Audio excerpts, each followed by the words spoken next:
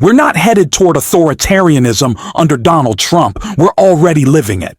Every move from this administration is criminal, corrupt, and in direct defiance of the Constitution. The latest? Trump had a veteran arrested for peacefully exercising his First Amendment rights. It's a disgraceful abuse of power, and it's already backfiring. Before we dive into what happened outside the White House tonight, if you find value in our work, please hit that like button, subscribe if you haven't already, and drop a blue heart in the comments to show your support. Now, let's start with a look at the growing list of authoritarian actions from this administration, broken down by Nicole Wallace. Donald Trump today, in the midst of signing executive orders ending cashless bail and criminalizing flag burning, again suggested he'll send troops to Chicago and maybe also Baltimore, potentially putting nearly 4 million Americans under this dark new rule of law, law and order regime in America. Then he said this. As you all know, Chicago's a killing field right now, and they don't acknowledge it.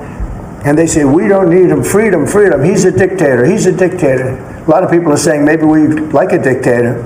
I don't like a dictator. I'm not a dictator. I'm a man with great common sense and I'm a smart person. And when I see what's happening to our cities, and then you send in troops, instead of being praised, they're saying you're trying to take over the republic.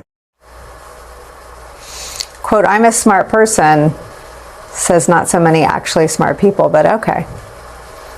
Is the water hot enough for you yet? Just so you know, Illinois Governor J.B. Pritzker is expected to address the potential for troops arriving in his city, the city of Chicago, at any moment. We're monitoring that for you. But just as important as the what in these matters today is the why. Because, well, the Trump administration will publicly, in statements like that, say that these drastic, unprecedented measures are designed to fight crime. The reality is that, as far as we can tell, so far, it is not about that. It's a show of force.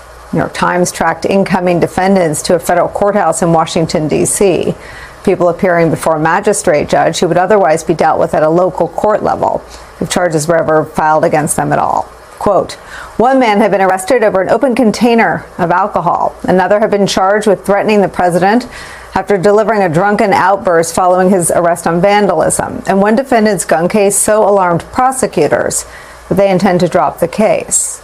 To defense lawyers and even some prosecutors, many of the cases that have landed in court have raised concerns that the takeover seems intended to artificially inflate its effect, because government lawyers have been instructed to file the most serious federal charges, no matter how minor. If you would never burn an American flag because you see it as disrespectful, that's your right. But Donald Trump trying to criminalize it? That's not his right. And let's be clear, he hasn't. Because it's blatantly unconstitutional. His little carve-out, claiming flag burning is the same as fighting words that incite violence, is total nonsense. This isn't about patriotism, it's about power. Trump wants protesters scared. He wants anyone who dares to use their First Amendment rights silenced through intimidation. That's the playbook, because he knows he's weak, he knows he's unpopular, and he knows that without fear, he has nothing. And tonight, that weakness was on full display after a veteran who went straight to the White House to defy Trump's authoritarian stunt was arrested. Here's what he had to say before and during his arrest. I'm a retired disabled combat veteran, serving over 20 years in the United States Army. I fought for every single one of your rights to express yourself in however you feel that you may want to express yourself. There's a First Amendment right to burn the American flag.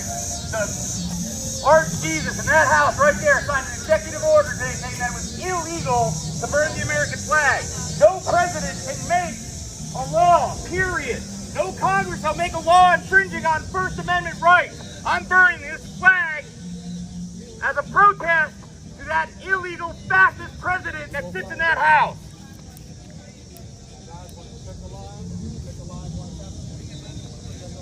Do this for every single one of you American citizens. We burn this flag in protest to that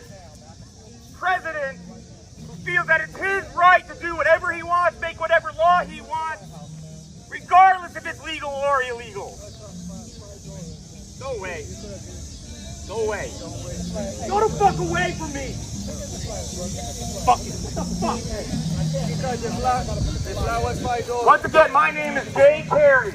I am a 20-year combat veteran, having served in the United States Army. It is our First Amendment right to burn this flag, regardless of what the president says.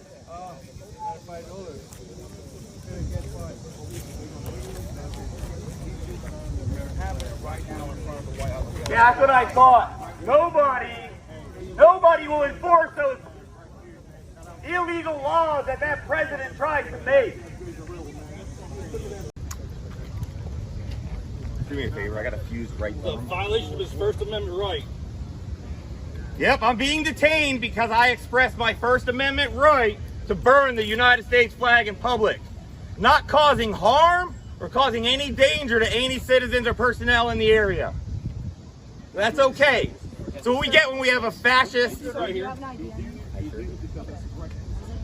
You're the ones with firearms, not us. No. It's okay. It's okay. I accept this. I figured this was going to happen. Hey, this is an illegal arrest. This is an illegal search. Nothing worse than our brothers and sisters, immigrants, are receiving. Probably a lot better. I'm being treated very well. Not surprising, seeing as I'm a middle-aged white man. He just took his phone, trying to unlock it. Yawn. Yeah. I'm being detained because I expressed my First Amendment rights in a public area, not causing any danger, or causing no danger to anybody.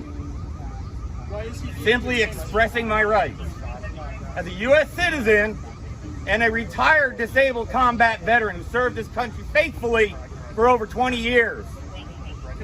We cannot afford to lose this issue. Liberals and progressives have always been the ones fighting to protect free speech. Now sure, we may strongly disagree with you, and yes, in the public square, some opinions have been rightfully shunned. If you're racist, xenophobic, homophobic, or misogynist, and nobody wants to be around you, that's on you, not me. But what isn't acceptable is the government stepping in to silence you. The government shouldn't be dragging people off the street for an op-ed, but that is exactly what Trump is doing, using his goons wherever he wants. And the way to push back isn't just by saying it's wrong, but by showing why it's unnecessary and dangerous. That's exactly what Governor Pritzker laid out here. Crime is a reality we all face in this country. Public safety has been among our highest priorities since taking office. We have hired more police and given them more funding. We banned assault weapons, ghost guns, bump stocks, and high-capacity magazines. We invested historic amounts into community violence intervention programs. We listened to our local communities, to the people who live and work in the places that are most affected by crime, and asked them what they needed to help make their neighborhoods safer. Those strategies have been working. Crime is dropping in Chicago. Murders are down 32% compared to last year and nearly cut in half since 2021. Shootings are down 37% since last year and 57% from 4 years ago. Robberies are down 34% year over year. Burglaries down 21%. Motor vehicle thefts down 26%. So in case there was any doubt as to the motivation behind Trump's military occupations, take note. 13 of the top 20 cities in homicide rate have Republican governors. None of these cities is Chicago. 8 of the top 10 states with the highest homicide rates are led by Republicans. None of those states is Illinois.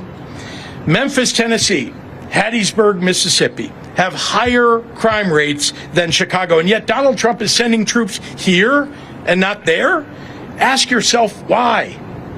If Donald Trump was actually serious about fighting crime in cities like Chicago, he, along with his congressional Republicans, would not be cutting over $800 million in public safety and crime prevention grants nationally, including cutting $158 million in funding to Illinois for violence prevention programs that deploy trained outreach workers to de-escalate conflict on our streets.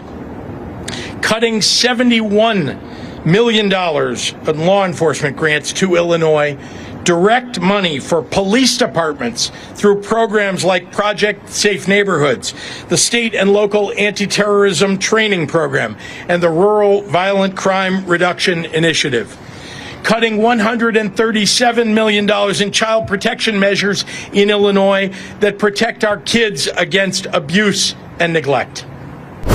Right now, we have a real chance to flip the script on the lies about Democrats. Soft on crime? No, that's the party that elected a felon. We're the ones focused on keeping people safe and investing in communities. If we can't get that message across, then what are we even doing? We'll keep doing it here. So if you want to support that, hit subscribe, drop a like, and if you've made it this far, leave a blue heart in the comments. And until next time, I will see you soon.